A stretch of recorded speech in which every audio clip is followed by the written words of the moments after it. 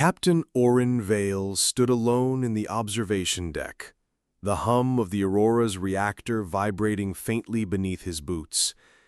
Beyond the reinforced glass, the sole frontier was a shrinking halo of light, fading into the black embrace of drift space. His crew moved quietly through the ship, their voices low, as though speaking too loudly might disturb the silence of the void. The journey ahead was uncharted. Maps ended here, replaced by mathematical guesses and hopeful vectors. Orrin felt the weight of it, not as fear, but as an aching curiosity. For weeks they sailed past stars so distant their light had traveled for millennia to greet them. Yet strange things began to occur. A distortion in the starlight, an echo in the comm systems that repeated without variation. One evening, as Orrin reviewed the day's logs, he noticed a pattern. The stars outside formed a geometry too perfect to be chance, a constellation that shifted as they moved, as if adjusting itself to be seen. He stepped closer to the viewport, heart slow but steady. Out there, past the reach of human history, something was watching, and somehow it knew his name. The Aurora drifted toward a lone star on the edge of the void, a point of light impossibly old. Instruments behaved strangely here. Time pulses ran irregular. Radiation spikes appeared and vanished in moments. The ship's clocks ticked out of sync, only to correct themselves without reason. At night, Orrin dreamed of a vast eye, its iris formed from burning plasma, opening in the darkness. Others in the crew began to whisper similar dreams. They spoke of warmth and scrutiny, of a silent awareness wrapped in light. Probes sent ahead vanished in flashes of white, reappearing hours later, their surfaces weathered and scarred as though by centuries. Orrin knew then that this was no ordinary star. It had seen the rise and fall of civilizations older than Earth's oceans. It had waited, patient, for someone to come close enough to be known.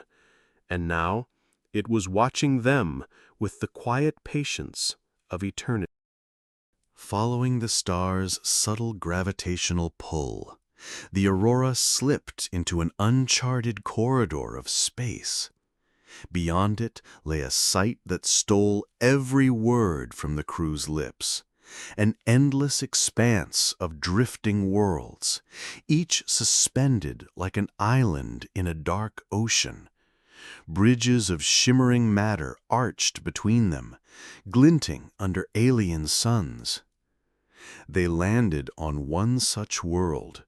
The air was sweet, the ground soft beneath their boots.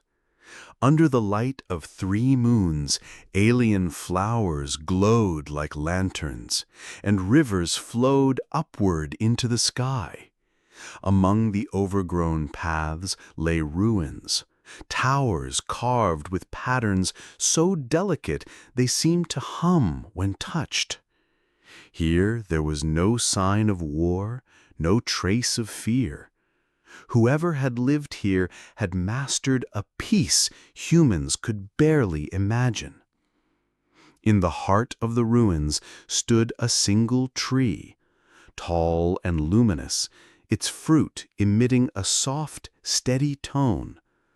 Orrin reached out and felt it vibrate in his palm, the same rhythm as the signal they had chased from the beginning.